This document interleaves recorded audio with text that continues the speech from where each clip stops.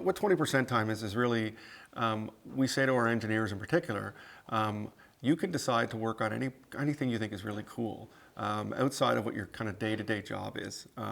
That you just think is a great idea, and you can gather some support from other people, and maybe you can just go off and work on it together.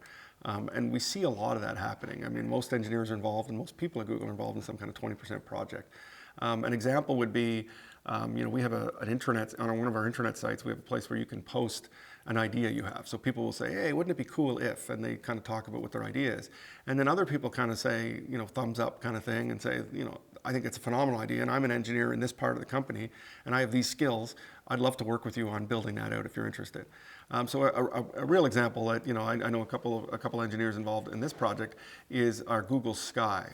So these guys were sitting around, there were a bunch of engineers doing a bunch of different things at Google, but they all have a real passion for astronomy. So they started talking, and they said, wouldn't it be cool if we kind of turn those Google Earth cameras kind of up to the sky? And so they worked on this project together on 20% time. So on their own, when they just had time on one day a week on kind of an average, they would just dive in and do stuff. And then we came out with this phenomenal product where you hold up your phone to the sky, and it tells you what you're looking at, exactly what stars you're looking at. And as you move the phone, it scans the horizon and tells you all the different stars you're looking at, what they are, and how they're all linked. So just something really cool.